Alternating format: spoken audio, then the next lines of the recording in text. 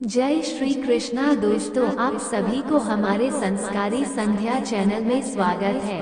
आइए जानते हैं कि कौन से दो एकादशी को ये कथा पढ़ लेने से हर मनोकामना पूरी होगी। पहला आज परिवर्तिनी एकादशी और दूसरा वामन एकादशी को जरूर पढ़ें ये कथा। चलिए और जानकारी इस वीडियो के माध्यम से बताऊंगी।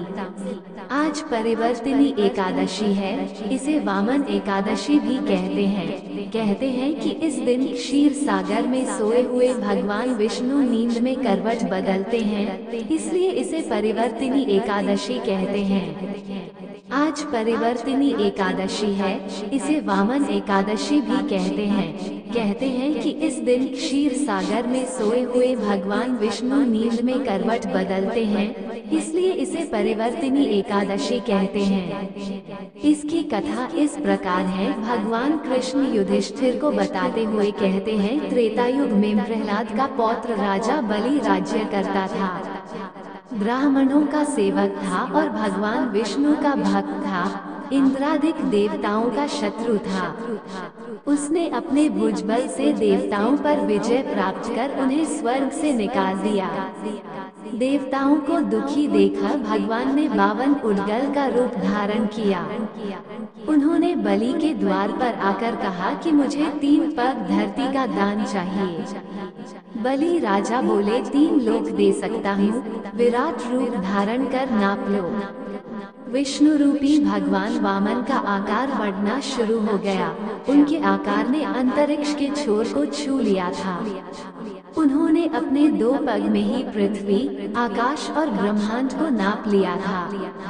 उन्होंने राजा बलि से पूछा, हे दानवेंद्र, अब मैं अपना तीसरा पांव कहाँ रखूं? इस पर राजा बलि भगवान वामन को प्रणाम करते हुए कहा, हे प्रभु, आप अपना तीसरा पग में मेरे सिर पर रखें। भगवान वामन ने ऐसा ही किया और राजा बलि के सिर पर पांव रखकर उसे पाताल लोक भेज दिया। जब भगवान चरण उठाने लगे तो कहा, भगवान आपके मन मंदिर में रहूंगा। तब भगवान ने कहा कि अगर तुम 52 एकादशी का व्रत करोगे तो मैं द्वार पर कुटिया बनाकर रहूंगा। राजा बलि ने विधि सहित व्रत किया। तब से भगवान ने एक कुटिया पाताल लोक में और एक क्षीर सागर में बनवाए। नृपश्रेष्ठ, आपको प्रजा की बात सुननी चाहिए। पुराणों में मनीषी पुरुषों ने जल को नारा कहा है। वह नारा ही भगवान का अयन निवास स्थान है, इसलिए वे नारायण कहलाते हैं। नारायण स्वरूप भगवान विष्णु सर्वत्र व्यापक रूप में विराजमान हैं। वे ही मेघ स्वरूप होकर वर्षा करते हैं। वर्षा से अन्न पैदा होता है और अन्न से प्रजा जीवन धारण करती है। नृपश्रेष्ठ, इस समय अन्न के बिना प्रजा का नाश हो रहा है, अतः ऐसा कोई उपाय कीजिए जिससे हमारे योगक्षेम का निर्वाह हो। आप लोगों का कथन सत्य है, क्योंकि अन्न को ब्रह्म कहा गया है। अन्न से प्राणी उत्पन्न होते हैं और अन्न से ही जगत जीवन धारण करता है। लोक में बहुधा ऐसा सुना जाता है तथा पुराण में भी बहुत विस्तार के साथ ऐसा वर्णन है कि राजाओं के अत्याचार से प्रजा को पीड़ा होती है, किंतु जब मैं बुद्धि से विचार करता हूँ तो मुझे अपना किया हुआ कोई अपराध नहीं दिखाई देता। फिर भी मैं प्रजा का हित करने के लिए पूर्ण प्रयत्न करूँगा।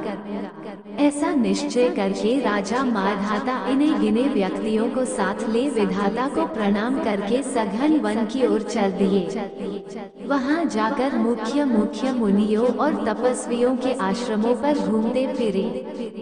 एक दिन उन्हें ब्रह्मपुत्र अक्रिय ऋषि का दर्शन हुआ। उन पर दृष्टि पड़ते ही राजा हर्ष में भरकर अपने वाहन से उतर पड़े और इंद्रियों को वश में रखते हुए दोनों हाथ जोड़कर उन्होंने मुनि के चरणों में प्रणाम किया।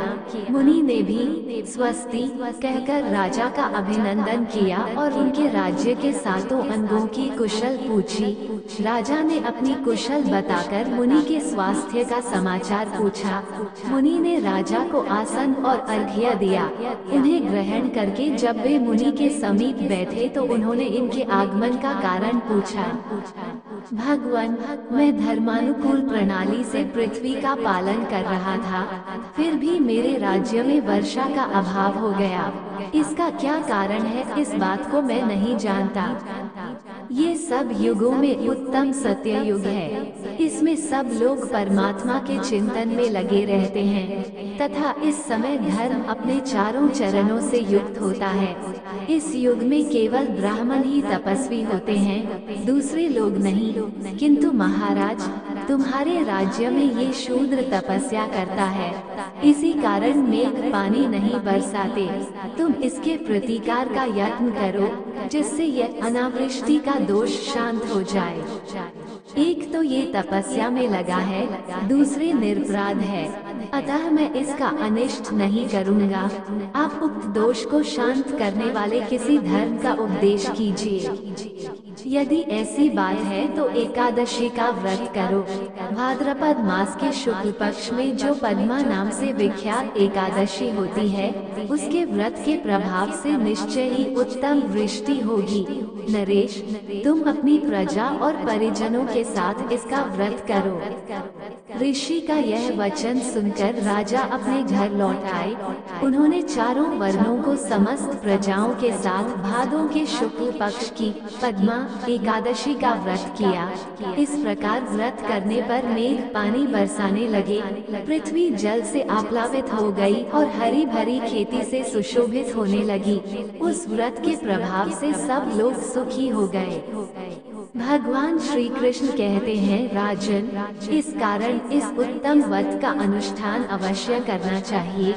पद्मा एकादशी के दिन जल से भरे हुए घड़े को वस्त्र से ढककर दही और चावल के साथ ब्राह्मण को दान देना चाहिए।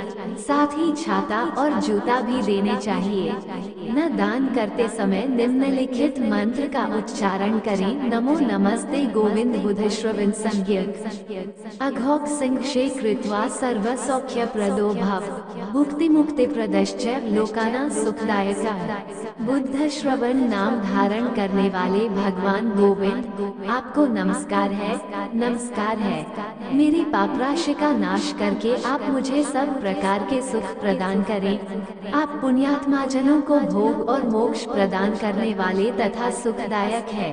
हिंदू धर्म के इस चैनल पर आपको हमेशा भक्ति वर्धक वीडियो, ज्ञान के वीडियो, उपाय, व्रत, त्योहार को जीवन में किस प्रकार आगे बढ़ाकर अपना विकास करना, इस बारे में बताया जाता है। कृपया हमारे चैनल को लाइक, शेयर व सब्सक्राइब करना न भूलें। राधे राधे।